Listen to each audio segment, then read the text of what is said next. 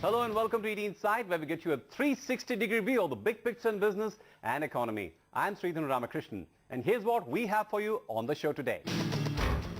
A generation of leaders in India Inc. is passing the baton to a new set of leaders. But that's easier said than done. So how are professionally run companies planning succession? Family managed groups face even tougher challenges when it comes to succession planning. How are they striking a balance between entitlement and competence? And Guru Charan Das spells out the do's and don'ts of finding corporate leaders for the future. Turn out to be the winner. Our top story first. The change of guard at Infosys has ushered in a new era of succession planning for all professionally run companies in India. The procedure for choosing Infy's next chairman was complicated yet transparent. KV Kamath, a rank outsider, was called on to don the mantle of the new non-executive chairman, and Chris Gopalakrishnan, an insider, was chosen as co-chairman. Infy's succession plan is a lesson in excellence for other Indian companies that are scouting for able leaders to steer their ships. But the big challenge is choosing between a company insider and an outsider. Asha Gopalakrishnan tells you why. If asked, if is very important, if asked. Change is inevitable. And who would know that better than N.R. Narayana Murthy, who has chosen to end his 3-decade stint with IT giant Infosys this year. Warm welcome. The iconic founder of Infosys leaves behind an inimitable legacy, and there are high expectations from his successors, KV Kamath and Chris Gopalakrishnan. As I already said, Chris Gopalakrishnan will work on enhancing customer, employee and investor connect, and will work with Mr. KV Kamath in ensuring that this company moves forward in the strategic direction that it has been set. The run-up to selecting this new league of leaders has been long and exhaustive. Infosys started planning its successors about 4 years ago. It set up a 3-member executive nominations committee which would oversee the company's nomination process for the top-level management and specifically identify, screen and review individuals qualified to serve as executive, non-executive and independent directors. Apart from identifying new leaders, Infosys is also grooming the leaders of tomorrow. To do that, it has set up a leadership institute in Mysore and selected about 750 to 800 people to be trained as leaders. The institute has a 9-pillar model which offers future leaders a 360-degree feedback, developmental assignments, culture workshops and leadership skill training. I think it's very important to undergo the change, and for the change you require a new layer of leadership, you require sharper focus on the verticals, you require greater empowerment, you require the building of a layer of technology and domain consultants. You've got a lot of technology consultants, you've got to build more domain consultants, and it requires a business strategy, reaching business from the enterprise side, not the project side. Building a bank of potential leaders is important because talent watchers estimate that each of the top 4 to 5 IT services companies will need 200 to 500 leaders at different levels in the next 5 years. What makes matters worse is the growing CEO attrition in the country. A survey of 230 companies by executive search firm EMA Partners International reveals 1/3 CEOs have moved on from their roles in the past 2 years. That's perhaps why many companies are grooming insiders or current managers for senior positions. For instance, Kumar Mangalam Birla's Aditya Birla Group has a Business Review Council or BRC to oversee each business vertical. Headed by a chairman, the BRC has 3 senior executives and exposes them to different verticals. The company uses BRCs to appoint future CEOs. Thomas Varghese from manufacturing was part of the BRC of the retail business and was appointed CEO of Aditya Birla Retail. In such cases, succession planning boils down to selecting the best candidate from a list of people identified and groomed for the job, as was in the case of ICICI Bank. Current CEO and MD Chanda Kochar was groomed by her predecessor KV Kamath. And then there are companies that rope in consultants to pick future leaders. For instance, L&T hired the services of McKinsey and Bain & Co. in 2009 to help the company in succession planning. McKinsey are only involved in middle-level development plan of succession plan.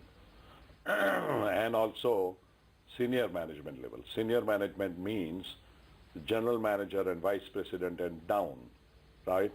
And that was also required because second, third, fourth levels of people also had outgrown or aged. And that program, first phase is over, the second phase has started.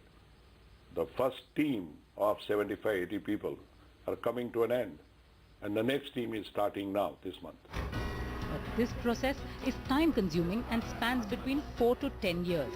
That's because a thorough scientific search for a new leader for a large-sized company takes at least 18 months. Smaller companies can do within 9 to 12 months. But the biggest challenge is not about finding the right man. Rather, it is about retaining those who are rejected.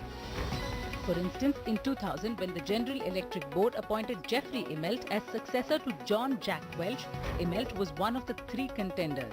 The others were Robert Nordely, President and CEO of GE Power Systems, and W. James McNerney, head of the GE aircraft engines. When Immelt won the succession race, McNerney and Nardoli left GE. Back home too, in April 2009, a spate of top-level resignations hit ICICI Bank. 6 months after the bank had announced the new CEO, Chanda Kochar, then Deputy Managing Director of the bank. A few days before her formal takeover, Shikha Sharma, CEO ICICI Prudential, quit. A year later, Sanjoy Chatterjee, Executive Director on the ICICI board, and V. Vaidyanathan, MD ICICI Prudential, put in their papers. While insiders call it a mere coincidence, critics speculated otherwise. This happens typically in GE every time there is a CEO that's selected. There are a lot of people who are in the race, who leave GE and have very successful careers outside. It's happened with ICICI Bank in India recently in the last couple of years, right?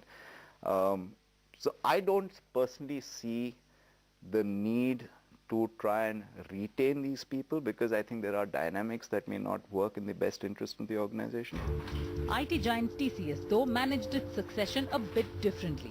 The company appointed N. Chandrasekaran as COO in September 2007. He was believed to be the front-runner for the corner office after S. Ramadurai. Interestingly, Chandrasekaran had a brief stint as Ramadurai's executive assistant from 1997 to 1999. So, when his name was announced in May 2009, hardly anyone raised an eyebrow. Experts say the company was also restructured into several business units with individual leaders, and that caused little or no animosity between contenders.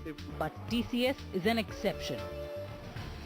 According to a report by Bain & Company, out of the 44 top Indian companies surveyed, just 20% were involved in discussions about a chief executive succession, and little effort was made at board level to groom top leadership.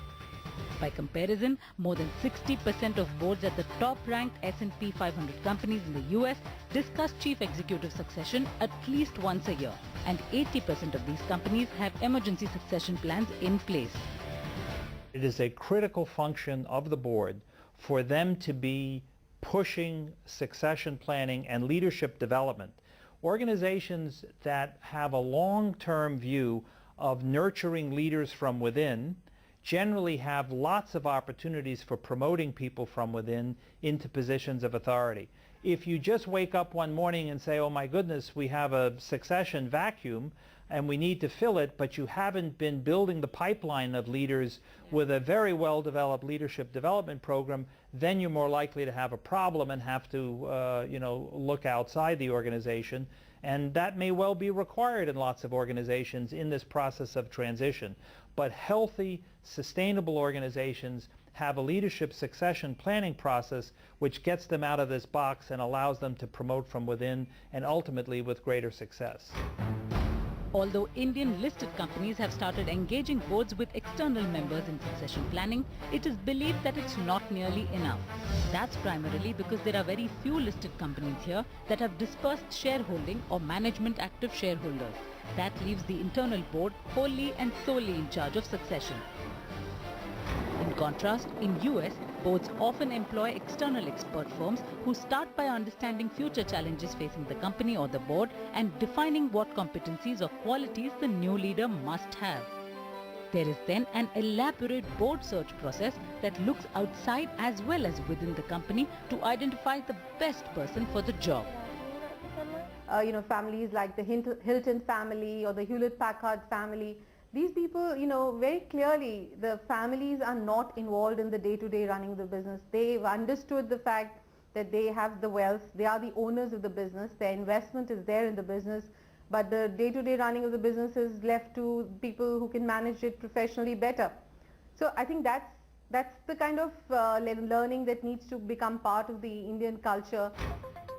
To ensure meritocracy, it's best to get an outsider because he or she brings in a fresh perspective and has more objectivity because an outsider has no leanings towards those within the company.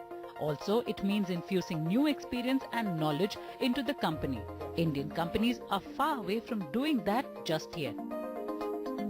The popular belief is that an insider knows the company inside out and so is best positioned to head it. But there are those who believe that in a fiercely competitive world, an outsider could bring in valuable strategies that the company has so far not explored.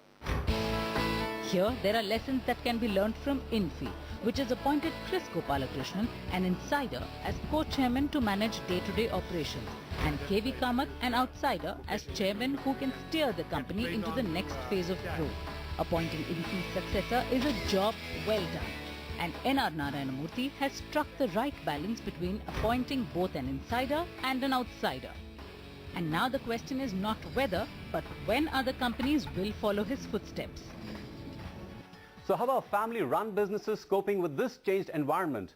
That and more is coming up on the other side of this break. Stay with us.